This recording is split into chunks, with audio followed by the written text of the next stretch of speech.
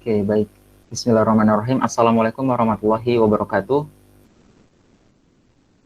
Waalaikumsalam warahmatullah. Alhamdulillahirrahmanirrahim. Pada kesempatan kali ini kita bisa berkumpul kembali di webinar AIS.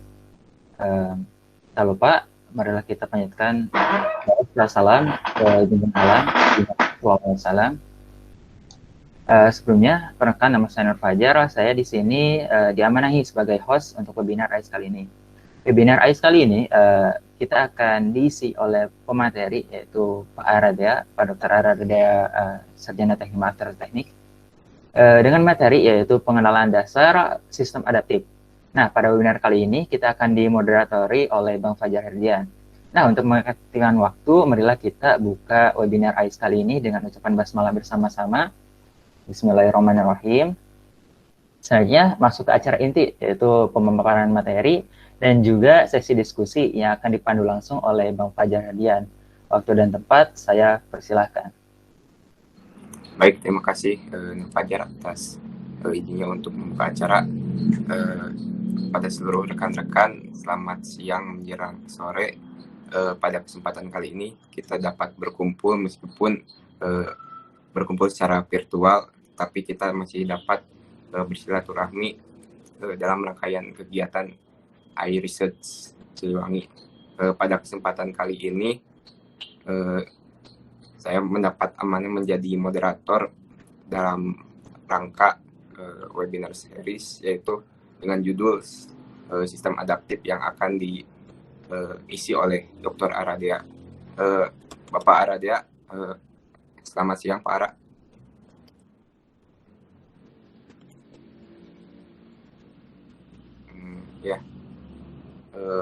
Pada kesempatan kali ini tentu kita akan membahas seputar materi sistem adaptif, di mana sistem adaptif ini. Selamat siang Kang Fajar dan teman-teman semua ya, selamat siang. Ya Pak. Ya.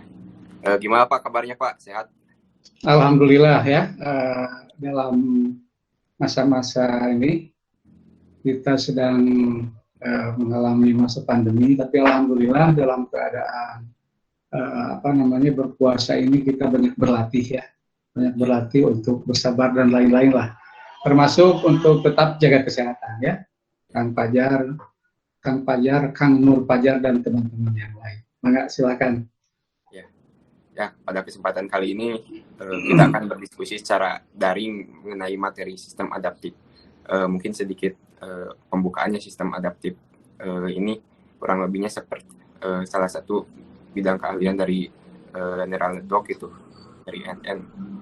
Mungkin ya di kalangan industri sudah banyak digunakan itu dan akan terus berkembang gitu untuk kedepannya gitu.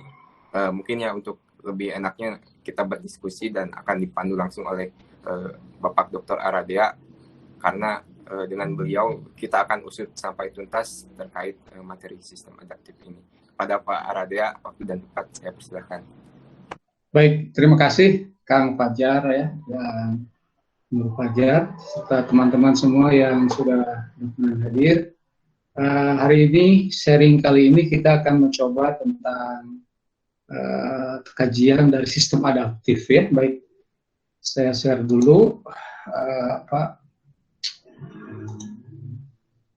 slide-nya ya.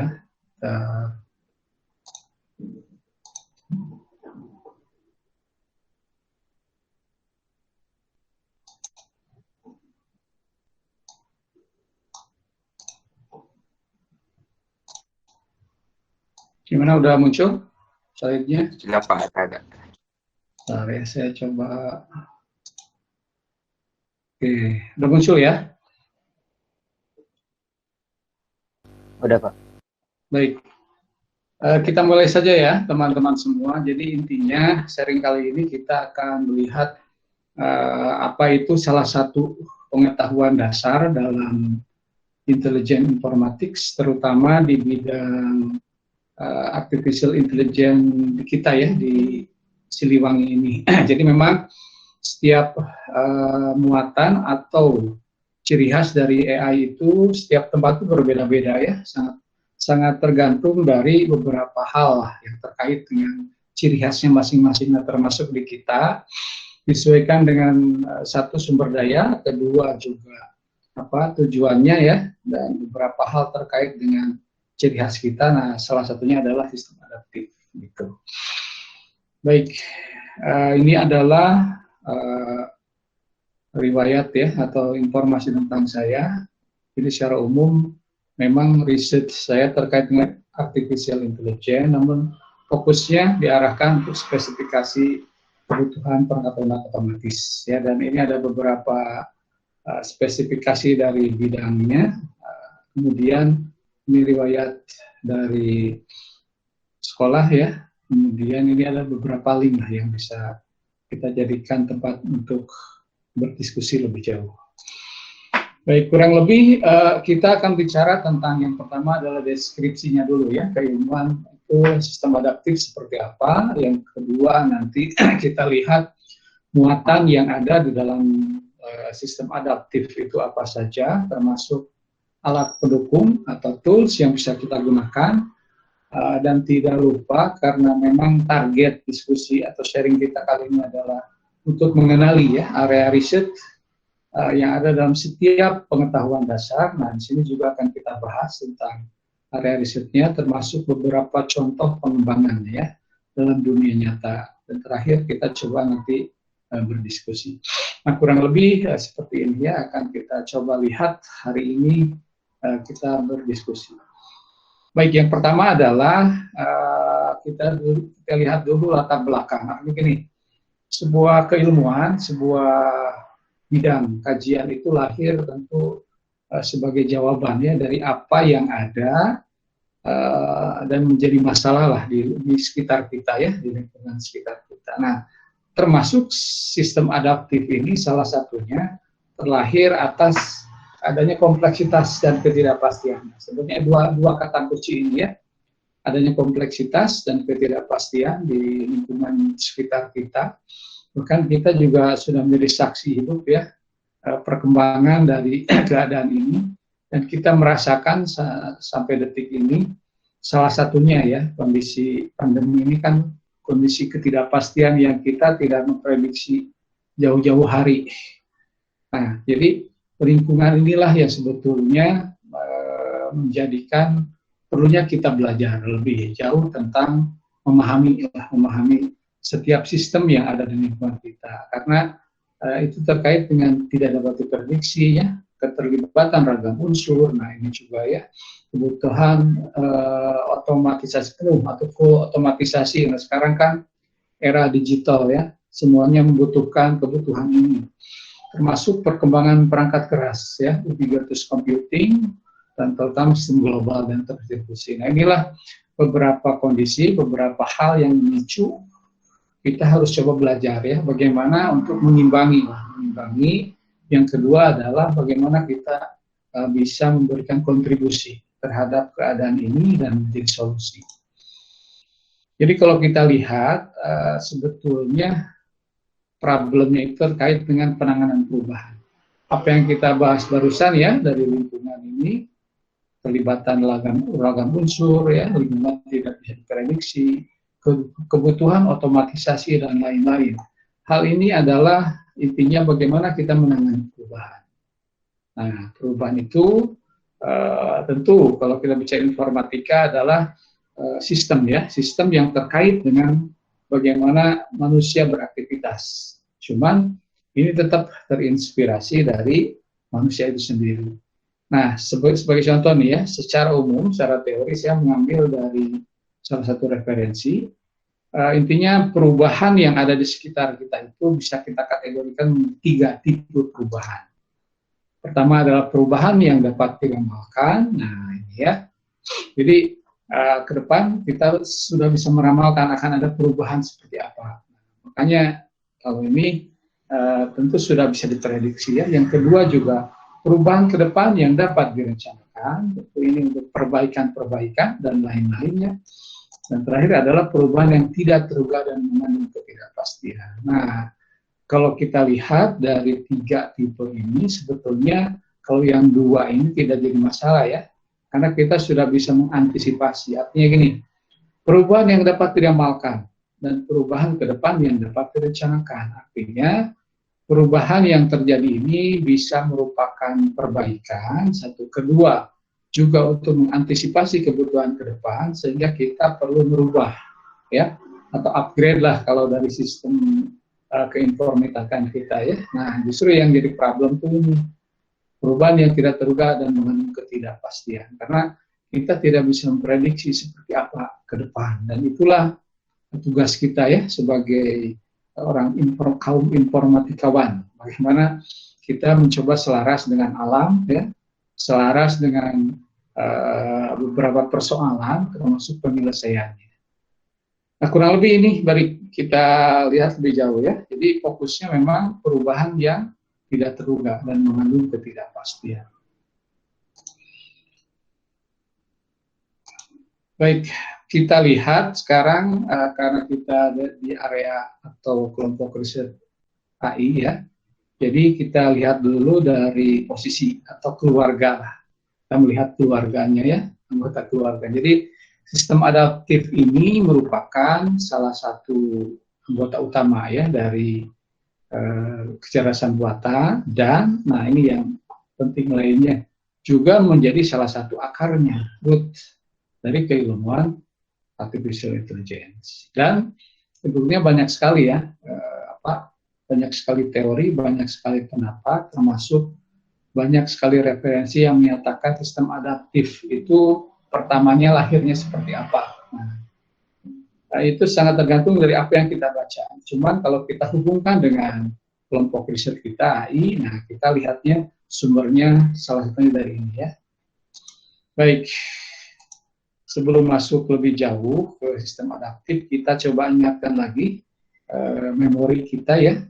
Sebetulnya target dari AI ini apa? Ya, nah yang pasti yang pernah dibahas juga sebelumnya, intinya bagaimana kita membuat mesin, gitu, ya, mampu memecahkan masalah sebagaimana yang dilakukan oleh manusia, tetap meniru karena terinspirasi dari suatu kesempurnaan unsur yang ada dalam manusia lah kurang lebih.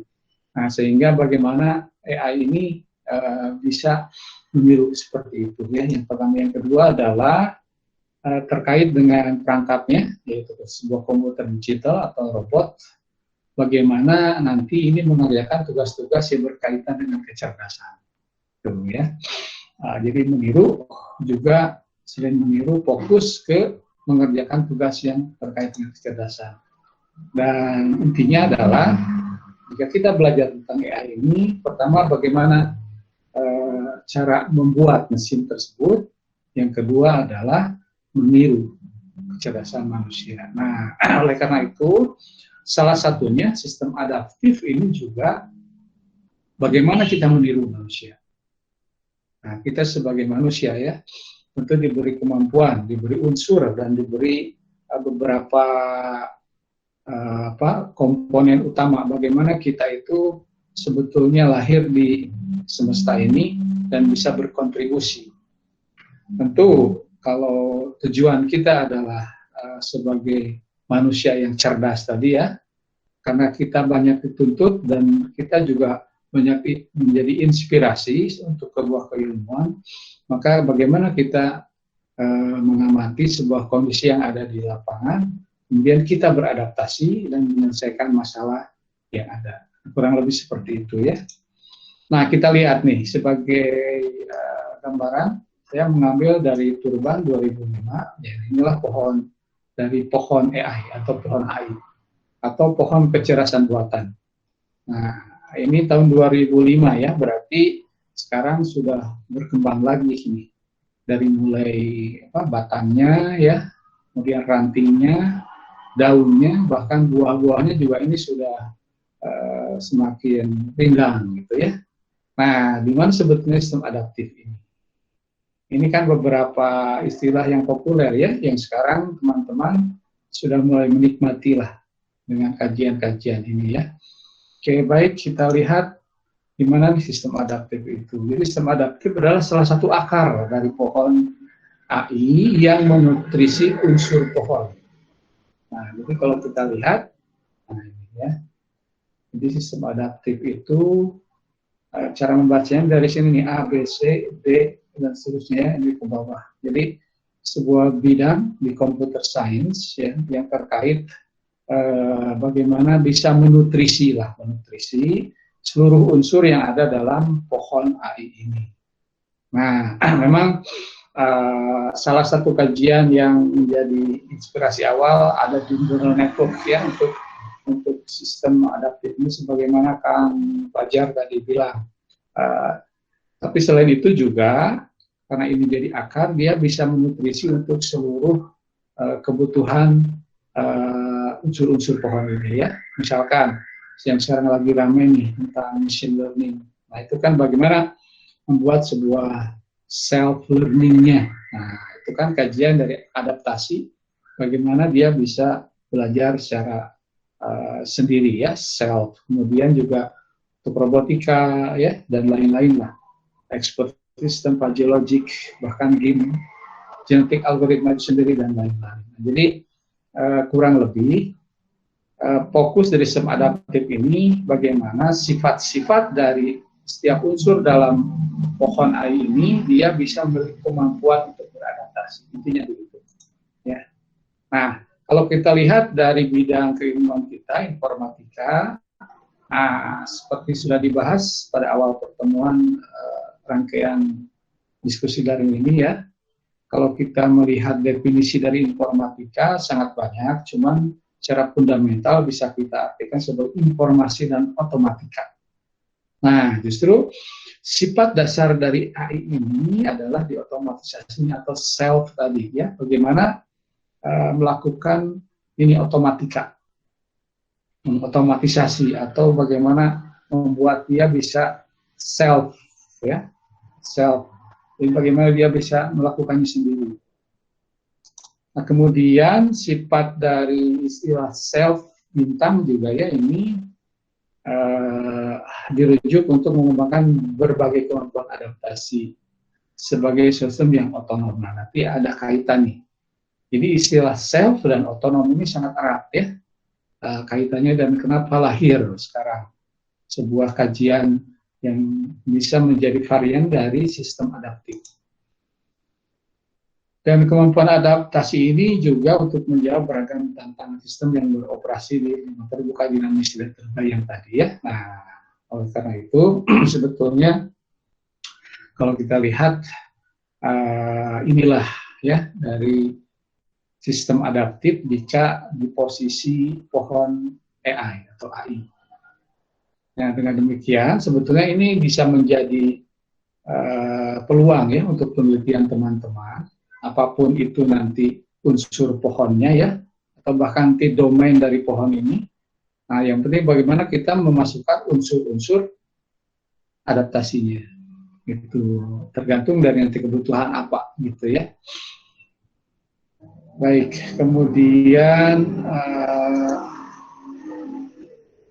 kita lihat dulu ya sejarah dari istilah, karena ini jadi awalnya dulu sistem adaptif ya dikenal, tapi sekarang terus berkembang, bahkan ada istilah self ini. Nah, sebetulnya kalau kita lihat dari sejarah memang di teknik elektro juga ada ini ya, terkait dengan sistem dinamis lah, dynamical system. Itu bagaimana sebuah sistem juga dia bisa beradaptasi dengan beberapa lingkungan ya atau kondisi lah. Kemudian juga di bidang informatika sama. Nah, kita coba lihat ya. Jadi sifat self ini sebetulnya banyak mendapat perhatian dari komunitas riset self adaptation. Nah, ini.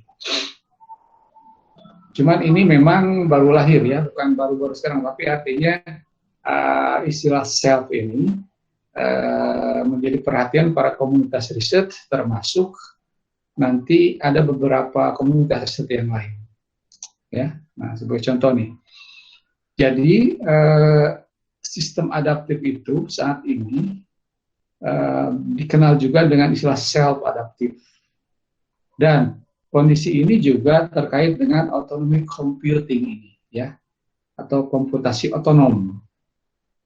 Nah, dua istilah ini sering digunakan oleh para peneliti untuk merepresentasikan suatu kemampuan adaptasi dari sistem. Itu ya. Nah, jadi karena para peneliti, kan setiap peneliti itu biasanya menciptakan sebuah kebaruan ya, baik dari unsur yang dikajinya maupun nama. Nah, salah satunya para peneliti terus melakukan pengembangan, termasuk namanya juga ya, yang asalnya sistem adaptif sekarang bisa terus berkembang, dan ada yang melakukan self adaptif, ada juga yang melakukan autonomic computing. Nah, sebetulnya itu beberapa keilmuan yang memiliki spesifikasi secara khusus, tetapi ada perbedaan. Nah, kita lihat ya. Jadi ada kesamaan, ada perbedaannya kurang lebih. Oke, kalau autonomic computing itu tentu teman-teman sudah pernah mendengar ya. Nah, ini intinya gini, cakupannya lebih luas lah, gitu ya.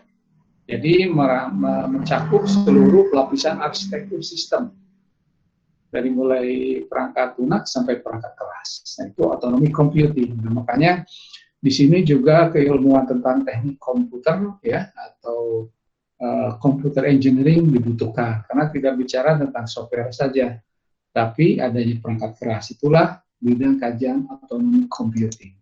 Nah, sementara kalau self adaptive, cakupannya adalah lebih sempit dari autonomic computing itu sendiri, yaitu terfokus pada perangkat lunak.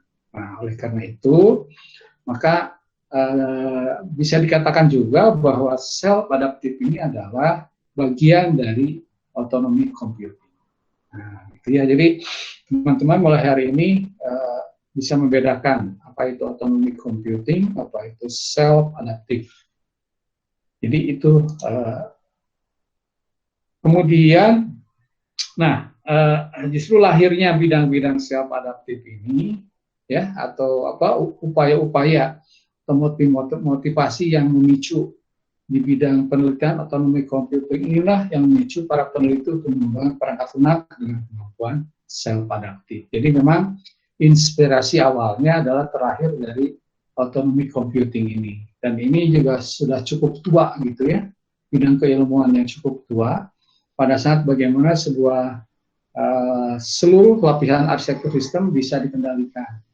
Nah, bidang kajian autonomic computing nanti salah satunya ada lagi nanti terkait dengan sistem multi agent ya, akan kita bahas insya Allah nanti dalam autonomic computing. Tapi tetap fokus ke perangkat keras, perangkat lunak ya kalau adaptasinya. Nah, jadi itu kurang lebih seperti ini. Nah, dengan beriringnya waktu lagi, para peneliti dan kita juga ya nanti sudah harus mulai membiasakan diri untuk menciptakan sesuatu lah, termasuk nama. Tetapi otomatis kalau kita menciptakan sesuatu termasuk nama itu, kita harus bisa mempertanggungjawabkan ya secara ilmiah. Nah, termasuk kalimat sistem adaptif juga itu terkait dengan beberapa istilah self tadi ya. Nah, para peneliti terus mengembangkan dengan versinya masing-masing, dengan kategori dan unsur komponen yang mereka yakini dikatakan sebagai sistem adaptif, maka timbul ya beberapa istilah ini. Ada yang mengatakan self-adaptive software, ada adaptive software, ada self-adaptive system, ada self-adaptive software system, ada dynamically adaptive system, dan lain-lain. Ya, nah tentu dengan berbagai ragam definisi juga. Sebagai contoh ya, nah ini salah satunya nih, self-adaptive software. Menurut peneliti ini ya, dia mendefinisikan seperti ini. Kemudian ada adaptive software, menurut Sosa nih 2012. Kemudian ada self-adaptive software, masih menurut Sosa ya, membedakan. Kemudian adaptive software dan keterlibatan aktor misalkan ya. Kemudian self-adaptive system, menurut Morandini dan Niklas ya. Nah, kemudian menurut Cheng juga sama. Artinya gini, nah ini sebagai gambaran. Karena yang kita pelajari adalah sebuah bidang keilmuan alam, gitu ya, dan kita dituntut untuk terus memahami dan mengeksplorasi tentang keilmuan alam ini.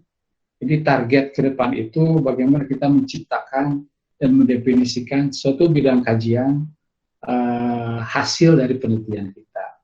Nah, jadi ke depan bisa saja nanti definisi menurut kita apa.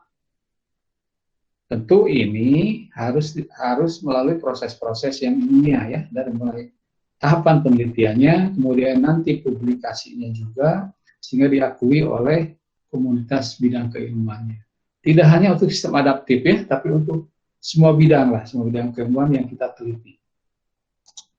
Nah, kalau kita balik lagi ke sistem adaptif, kalau kita tinjau dari beberapa komunitas riset yang ada, itu adalah sebetulnya irisan dari dua komunitas riset yang ada di informatika ya, yaitu bidang kajian software engineering dan artificial intelligence. Karena tadi kan kalau kita bandingkan dengan autonomic computing, maka fokus di self adaptive system ini kan ke softwarenya. Nah, makanya bidang atau komunitas riset software engineering terlibat di sana ya, karena fokusnya di software. Yang kedua, karena bagaimana tadi bisa beradaptasi secara sendiri atau memiliki sifat self tadi ya, tentu kita membutuhkan teknik-teknik kecerdasan. Nah, maka di sini terlibat juga orang-orang yang terkait dengan bidang artificial intelligence atau kecerdasan buatan. Jadi kalau kita simpulkan ya, istilah sistem adaptif ini sebetulnya perkawinan di antara dua bidang keilmuan ini, yaitu software engineering dan artificial intelligence. Nah, itu ya kurang lebih seperti itu. Kalau kita fokus ke sistem adaptif ya, yang merupakan bagian dari autonomic computing yang berfokus pada software. Nah, kurang lebih seperti itulah. Dan istilah-istilah ini adalah varian atau pengembangan dari istilah yang sebelumnya. Dan kita juga diharapkan nanti bisa menyumbangkan istilah baru versi kita. Nah, itu peneliti ya. Itu tadi ya, dengan beberapa acuan ilmiah. Baik, jadi kita coba ambil ya dari beberapa definisi tadi. Intinya sistem adaptif itu adalah, ini salah satunya ya yang kita ambil. Kenapa diambil? Termasuk riset yang kami lakukan juga kan kita harus melihat atau mengambil beberapa rujukan penelitian sebelumnya yang kita lanjutkan. Nah, sistem adaptif di bidang kita ya, yang kita ambil adalah ini, yaitu kajian keilmuan terkait bagaimana sistem mampu memodifikasi perilakunya saat runtime dalam merespon perubahan di dalam sistem itu sendiri atau lingkungannya. Nah, tadi ya di awal, perubahannya tentu kan ada 3 tadi ya, perubahan ke depan yang bisa diramalkan, perubahan ke depan yang bisa diprediksi atau diramalkan, dan terakhir perubahan yang mengandung ketidakpastian. Nah, tentu kita bicara yang terakhir tadi ya, yang ketidakpastian. Nah, bidang penunjangnya apa saja? Nah, seperti bahas tadi ya, pertama software engineering, karena memang fokus ke perangkat lunak. Kedua adalah kecerdasan buatan atau artificial intelligence, karena bagaimana sistem harus memiliki perilaku yang cerdas. Ketiga adalah pembelajaran mesin, karena sekarang trennya sistem adaptif juga bagaimana memanfaatkan teknik-teknik pembelajaran mesin ini. Yang dasarnya tentu kalau kita bahas tadi ya, dari neural network, bagaimana sifat adaptasi ini bisa lahir, kurang lebih seperti itu. Nah, oleh karena itu,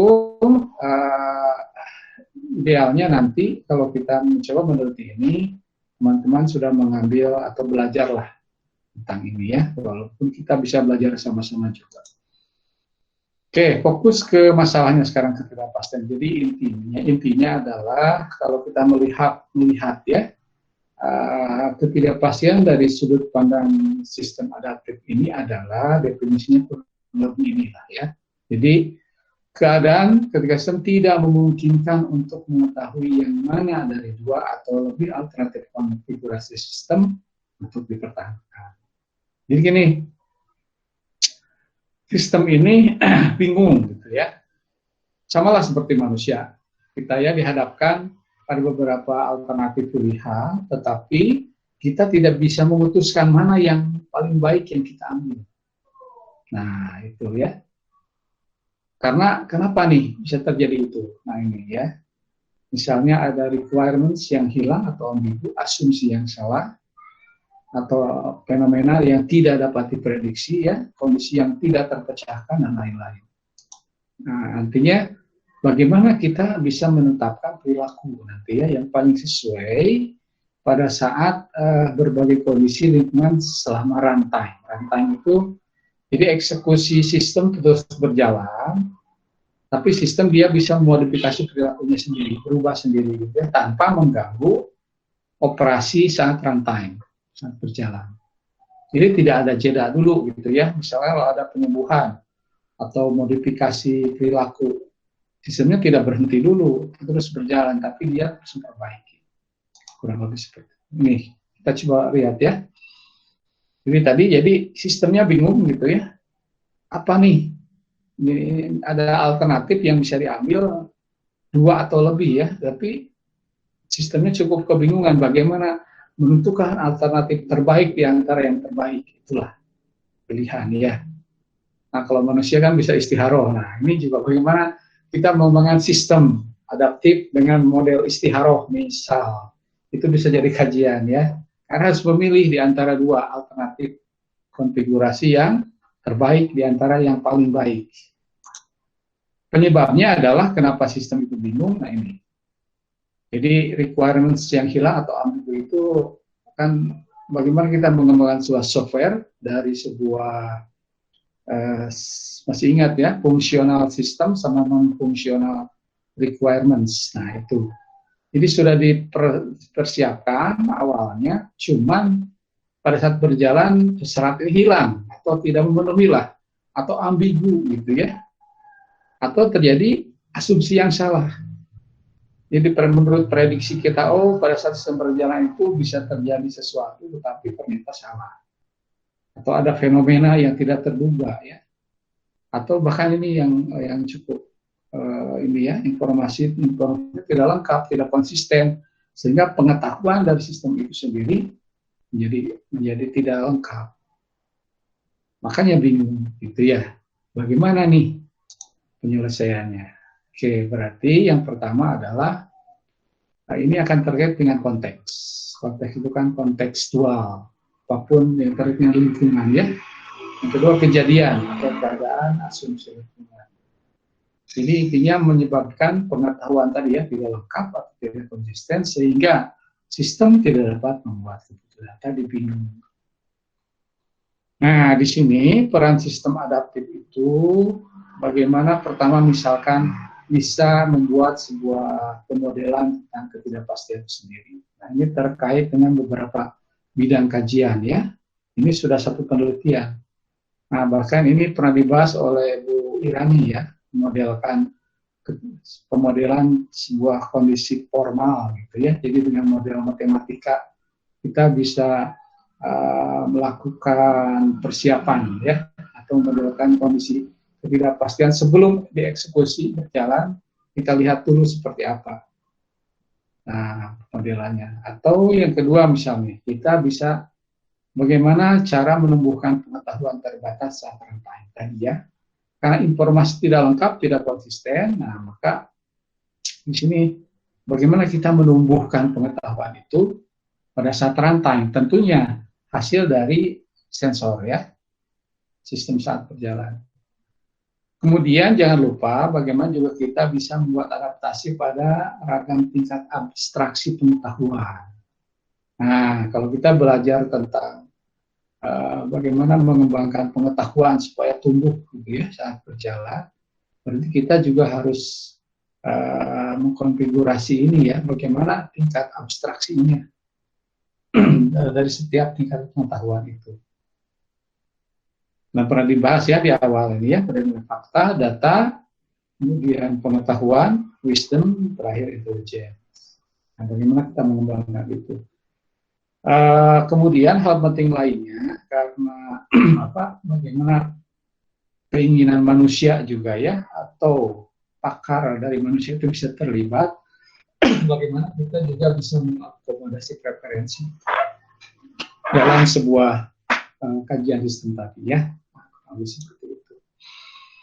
Nah, kemudian kalau kita lihat lebih jauh muatan yang ada dalam bidang sistem adaptif ini, yang pertama akan terkait dengan tadi konseptual model ya dari sisi metode formal dan metafora dari software evolusi. Nah, memang awal-awalnya pada saat lahir bidang ini itu bagaimana para ahli perangkat lunak dia mengembangkan sebuah evolusi perangkat lunak lah, sehingga mungkin kita bisa mengenal beberapa versi dari perubahan perangkat lunak yang konvensional ya, yang terkait dengan kajian configuration management misalkan, atau ada istilah software re-engineering lah. Nah itu ya adalah bagaimana melakukan software versi berikutnya. Nah cuman dengan berkembangnya keilmuan, nah terus berjalan ya, sehingga tidak hanya secara konvensional, tapi bagaimana misalkan ini mengotomatisasi task, jadi memindahkan pekerjaan orang ke dalam sistem, kurang lebih seperti itu, atau bagaimana mengarsitektur berbasis adaptasi ya. Nah inilah penjelasannya ini kurang lebih. Adaptasi berbasis arsitektur kurang lebih seperti itu. Nah ini bisa diurai lagi ya nanti. Kemudian bisa juga kita nanti setelah beres itu ada kajian tentang ini ya, nah, ketidakpastian, termasuk yang sekarang menjadi tren adalah ini. Nah, jadi gini, kalau yang, nah dari awal ini ya, kalau ini memang sudah dan sedang stabil, penelitiannya itu sekarang stabil ini, sudah dilakukan lah oleh para peneliti ya. Nah, cuman yang terbaru itu ya sekarang 3 ini ya. Nah, kalau di sini sudah stabil juga tahun 2014-an lah ya sampai 2020. Nah, sekarang sih yang baru tuh ini. Jadi kalau teman-teman ingin mencoba penelitian di area ini, nah bisa mengambil kajiannya ini lah ya. Apakah bagaimana kita menjamin sistem di bawah kondisi ketidakpastian, atau kita mengembangkan model matematika dan teori kontrol untuk merancang sistem adaptif ini ya. Nah, atau yang paling tren saat ini adalah memanfaatkan teknik machine learning untuk pengelolaan model runtime tadi ya. Nah, jadi larinya sekarang ke sini pengertian itu. Nah, kalau kita lihat dari bentuk bidang kajiannya, tentu bisa diterapkan untuk berbagai ragam domain ya. Nah, kurang lebih seperti itu. Kalau tools yang bisa digunakan sama seperti tools artificial intelligence yang lain lah, karena sistem adaptif ini kan tadi bisa masuk ke berbagai ragam batang ya, batang utama, kemudian cabang, ranting, daun pohonnya, dan termasuk buahnya juga. Jadi kita bisa menggunakan apapun itu ya, baik bahasa umum seperti Java, Python, dan lain-lain. Tentu disesuaikan dengan kebutuhan sistem adaptifnya itu untuk bidang apa gitu ya. Atau menggunakan beberapa bahasa yang khusus untuk AI ya, seperti ini. Atau kita menggunakan beberapa shell kalau kita memang nanti perlu mengembangkan sebuah mesin pengetahuannya ya. Nah, bisa mengembangkan itu juga. Atau untuk simulasinya sendiri kita bisa menggunakan beberapa paket perangkat lunak yang ada saat ini, termasuk beberapa tools yang open source ya. Nah, ini yang cukup menarik juga, nanti kita lanjutkan ya. Ada kalau kajiannya kita sudut pandangnya dari sisi intelligent agents, nah, toolsnya juga ada lagi seperti itu. Atau kita fokus ke pengembangan pengetahuan tadi ya, bagaimana menumbuhkan pengetahuan saat runtime. Nah, bisa menggunakan protegi ini dan lain-lain. Kurang lebih sebenarnya kalau tools apapun yang digunakan untuk kebutuhan kecerdasan buatan, nah berarti bisa dikembangkan untuk sistem adaptif seperti itu.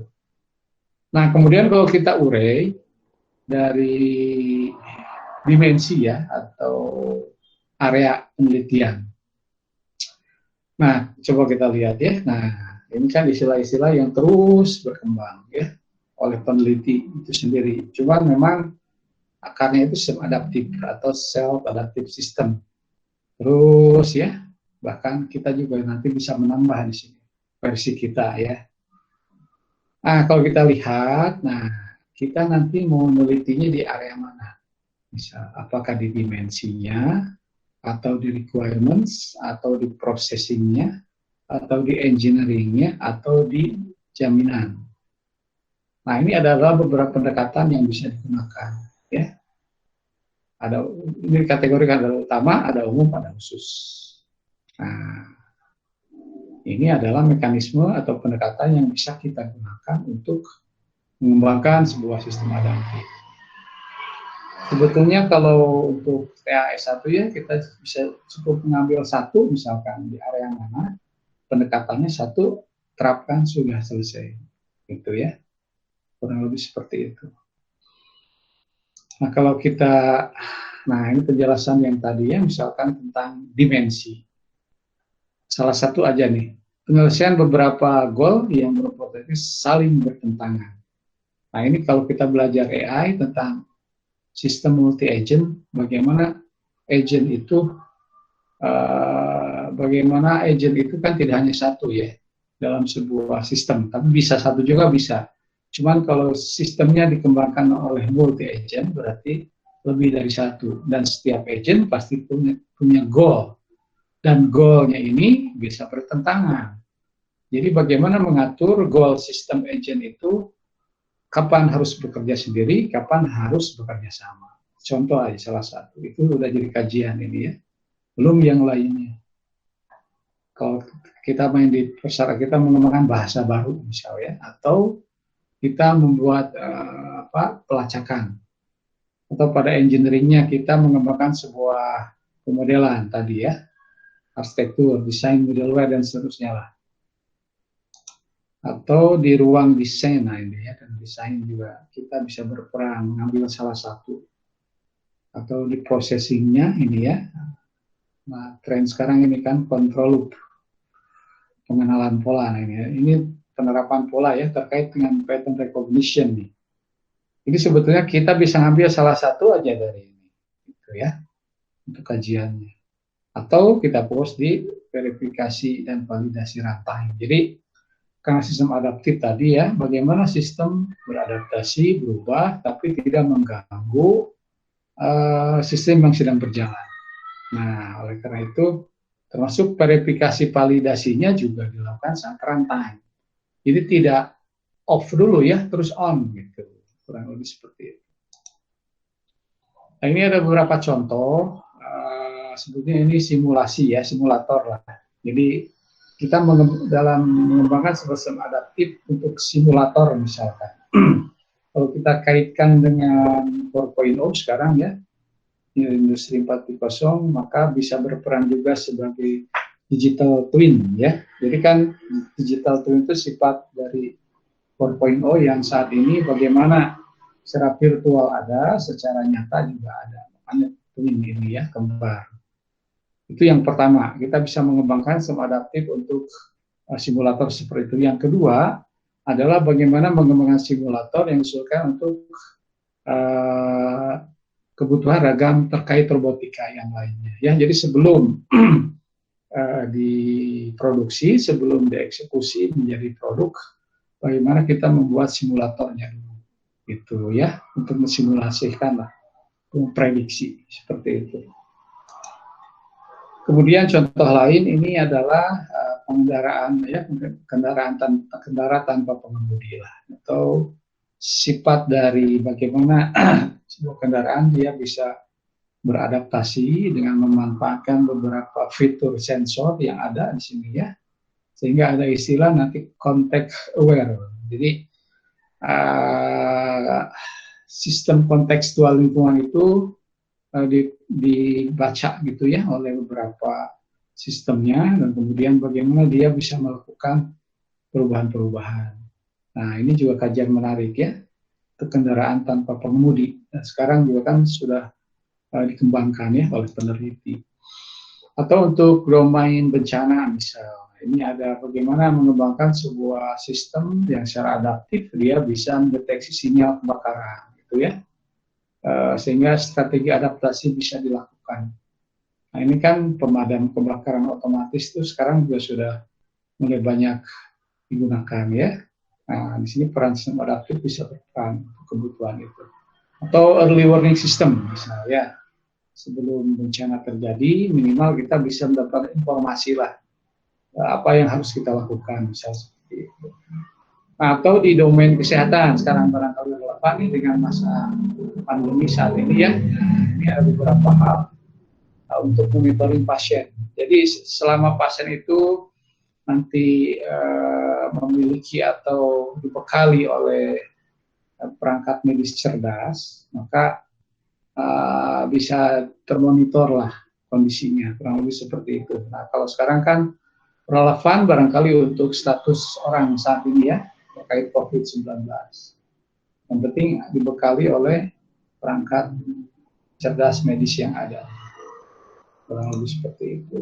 Terus contoh lain ini recommender system ya. Jadi dengan sistem adaptif juga kita bisa memberikan sebuah sistem rekomendasi untuk berbagai kebutuhan. Ini kalau contoh di sini adalah untuk pembelajaran ya, pembelajaran. Tapi selain itu juga recommender system ini kan sudah sangat populer ya. Kita sekarang sudah banyak disuguhan di handphone kita beberapa rekomendasi dari sistem. Ketika kita pernah berjalan-jalan masuk ke sistem itu dan melihat profil kita, kurang lebih seperti itu ya. Dan ragam domain lainnya itu sangat banyak karena tadi sistem adaptif itu bekerja di akar ya atau root dari artificial intelligence, makanya di sini bisa digunakan untuk berbagai kebutuhan. Yang fokusnya tentu untuk menjawab tantangan sistem yang beroperasi dengan terbuka, dinamis, dan tidak terduga tadi ya, yang penuh dengan ketidakpastian, intinya itu. Ini contoh lainnya, adalah referensi, dan demikian yang bisa disampaikan untuk kajian sistem adaptif. Semoga bermanfaat ya, dan insya Allah nanti kita lanjutkan dengan beberapa diskusi lebih jauh, terutama tentang state of the art-nya, mudah-mudahan bisa terrealisasi. Terima kasih perhatiannya, semoga bermanfaat. Assalamualaikum warahmatullahi wabarakatuh.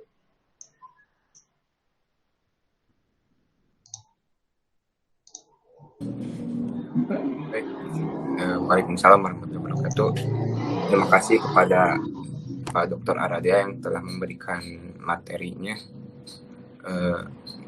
Dapat kita simpulkan sendiri, bicara soal AI itu ternyata sangat banyak itu cabangnya. Bahkan saya sendiri sebagai salah satu orang awam di bidang AI sendiri tidak bisa membedakan itu apa itu neural network sama machine learning ataupun sama automation system. Yang terkait sistem adaptif sendiri kali ini sangat berkembang sangat cepat gitu. Bahkan saat ini sedang ramai diperbincangkan itu pekerjaan self driving engineering gitu, di mana yang pekerjaannya itu mempunyai fokus pada pemrosesan otomatisasi self drivingnya gitu. Tadi seperti yang dijelaskan oleh Pak Aradea itu terkait implementasinya yang mobil yang otomatis itu yang self driving, menurut saya itu agak ngeri juga gitu kalau misalnya tiba-tiba mobilnya nabrak gitu. Tapi sampai sejauh ini belum ada gitu kasus yang terjadi seperti itu. Paling kasus yang pernah saya dengar itu yang di Vietnam gitu kalau nggak salah, si mobil Tesla itu yang di tempat yang lagi macet tiba-tiba otomatis pilotnya gitu, pilot otomatisnya itu mati gitu karena kecapean gitu, gak tahu kenapa ya karena emang untuk pengembangannya ini masih sangat panjang gitu untuk sistem-sistem adaptasi ini gitu. Bahkan sampai sekarang juga ada pekerjaan baru gitu, yaitu self driving engineering gitu. Di Indonesia sendiri sudah cukup ramai gitu untuk pekerjaan ini, seperti Honda ataupun PT Astra yang sudah mulai membuka lowongan pekerjaan untuk engineering self driving itu untuk mengembangkan mobil otomatis gitu, seperti itu. Mungkin dari teman-teman di sini ada yang mau bertanya gitu terkait materi barusan itu sistem adaptif ini, kita berdiskusi secara langsung bersama ahlinya gitu Pak Aradia. Silakan kepada rekan-rekan audiensi. Bila ada yang mau bertanya silakan bertanya.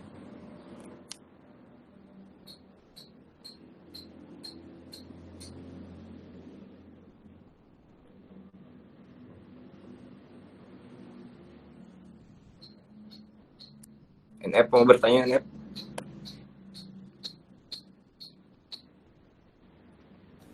Boleh. Ini aja, izin bertanya. Sebelumnya terima kasih kepada Pak Fajar yang udah memberikan kesempatan saya untuk bertanya. Nah, saya ingin bertanya mengenai itu Pak, interest dari mahasiswa Unsil sendiri dari informatika, interest kepada self-adaptive system ini seperti apa gitu Pak? Apakah kebanyakan hanya secara umum AI aja atau ada yang lebih terfokus ke sistem adaptive system, self-adaptive sistemnya kayak Bapak itu? Gitu Pak. Oke, baik, terima kasih NF ya, juga Kang Fajar yang sudah tadi mencoba menindaklanjuti. Ada beberapa kajian, memang tadi seperti katakan Kang Fajar ya, memang tren ini dan terus berkembang. Nah, terkait dengan pertanyaan Kang NF tadi tentang di Unsil sendiri, ya sebetulnya sadar tidak sadar, mau tidak mau, dan tanpa itu diiyahkan atau tidak pun, sebetulnya ketika kita ya saat ini dihadapkan dengan kondisi sekarang, salah satunya aja ya masa pandemi ini, secara tidak langsung bagaimana kita itu harus bisa beradaptasi kan dengan kondisi ini. Nah, ketika para mahasiswa itu mulai tertarik dengan bidang kecerdasan buatan, karena fokusnya sangat besar itu ya kecerdasan buatan, dan salah satu akarnya adalah sistem adaptif, maka sebetulnya dengan tanpa sengaja dan atau disengaja juga sebetulnya interestnya sudah ada gitu Kang NF ya, termasuk misalkan bagaimana mengembangkan sebuah, jangan jauh-jauh dulu lah, TA misalnya. TA apa? Misalkan TA-nya saya ingin membahas apa nih, tapi memiliki unsur kecerdasan buatan. Nah, itu kan berarti di sana sudah ada unsur itunya. Cuman memang karena tadi seperti Kang Fajar katakan, termasuk saya juga lah, sama kita masih belajar dan kita harus terus belajar ya, selama seluruh komponen dalam tubuh kita berfungsi, maka kita harus terus belajar.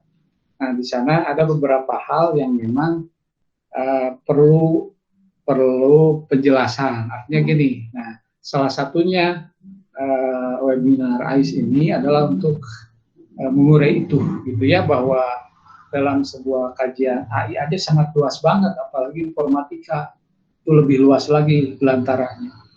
Nah, cuman dari beberapa hal tadi, sebetulnya dengan kajian ini teman-teman di informatika Unsil juga sebetulnya sudah mulai aware gitu ya tentang sistem adaptif ini. Hanya secara eksplisit dan secara poin-poin rincinya, nah, memang termasuk baru gitu ya. Kalau apalagi yang varian dari self tadi itu sangat banyak sekali. Kalau kita tarik justru ke keilmuan akarnya, sistem adaptif di awal itu tentu dia akan terkait dengan bidang tadi, autonomic computing. Jadi tidak hanya software, tapi hardware juga. Nah, sebenarnya tanpa sadar juga teman-teman yang seni hardware itu sebetulnya sudah bersentuhan dengan sistem adaptif, ya. Apalagi yang bekerja di algoritma kecerdasan buatan. Kurang lebih seperti itu, Kang NF ya, dan saya yakinlah semuanya juga kan kita sedang belajar dan ingin mencoba untuk mengetahui apa-apa itu yang sekarang tren yang ada. Itu barangkali dari saya, terima kasih. Oke, terima kasih Pak atas jawabannya. Ya, Pak Husni mau bertanya, silakan Pak Husni. Baik, terima kasih. Ya, silakan. Assalamualaikum warahmatullahi wabarakatuh. Suaranya ada nih? Waalaikumsalam. Ada Pak, ada. Ada. Ya. Eh, saya ingin bertanya Pak terkait dengan sistem self adaptif ya. Yang pertama terkait dengan sebetulnya persyaratan dikatakan sistem itu dikatakan self adaptif itu seperti apa.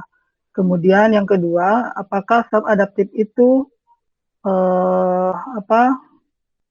Kan ada yang saya pahami itu sebetulnya self adaptif itu ada di dalam software gitu ya, seperti itu.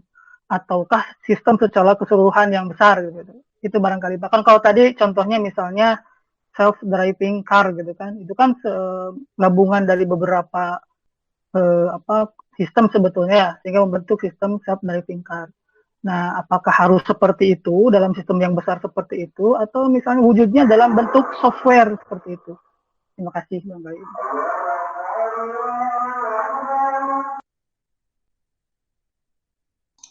Oke, baik Pak. Gimana Kak Fajar, langsung? Langsung Pak. Baik, terima kasih. Baik Pak Husni ya. Nah, Pak Husni coba mengurai supaya kita lebih aware tentang sistem adaptif ini. Jadi gini, teman-teman semua ya, kalau kita lihat dari tadi riwayatnya atau apa timbulnya istilah ini, tentu diawali tadi dari bidang autonomic computing atau komputasi otonom. Jadi memang itu seluruh lapisan arsitektur sistem. Nah, seperti yang tadi Pak Husni katakan ya, contoh untuk mobil aja tadi self driving itu ya. Nah, itu kan arsitektur sistemnya gabungan gitu ya, tidak hanya software, tapi di sana ada hardware, ada juga sistem secara fokus ke perangkat lunaknya, middleware dan lain-lain. Nah, dari beberapa perjalanan penelitian itu, memang awalnya itu lahirnya sistem adaptif ini dari itu, gitu ya. Jadi pertama terinspirasi dari autonomic computing tadi. Jadi di sana tidak hanya orang-orang software, tapi ada juga orang-orang hardware atau teknik komputer lah terutama ya. Nah, dari sana maka terus berkembang sampai para peneliti bidang autonomic computing itu merasa cukup besar juga nih ternyata ya bidang kajian ini. Nah, akhirnya para spesialis di bidang softwarenya dia membentuk komunitas sendiri, yaitu tentang self system adaptif lah, atau dengan berbagai varian self-nya itu. Nah, cuman kalau memang fokus di self adaptive system memang ke area softwarenya saja gitu ya. Nah, cuman kalau untuk membentuk sebuah sistem yang besar tadi sebagai contoh, tetap akar dari autonomic computingnya harus dibawa karena ada juga beberapa kajian tentang hardware tadi. Nah, kurang lebih seperti itu yang pertama. Dan bahkan kalau kita lihat dari lebih jauh, kita urai ya, kita gerus lagi lebih dalam, maka sistem adaptif ini juga itu udah mulai softwarenya software yang mana, itu lebih fokus lagi. Nah, makanya ada irisan, ada sebuah conference orang-orang software engineering dan artificial intelligence, dia bikin conference tentang irisan bidang itu. Nah, salah satunya adalah software cerdas tadi itu ya. Nah, cuman kalau untuk membangun sebuah sistem yang lengkap, nah, tentu akan kembali ke autonomic computing-nya tadi. Jadi harus ada ya, dari sisi hardware, software, termasuk middleware yang tengah-tengahnya. Nah, terutama kalau kita fokusnya sebagai software engineering-nya saja, berarti kita fokusnya di area intelligent software-nya. Nah, nanti untuk kebutuhan tentang hardware-nya tentu harus bekerjasama dengan komunitas tadi autonomic computing. Kurang lebih seperti itu ya dari sisi bidang kajian.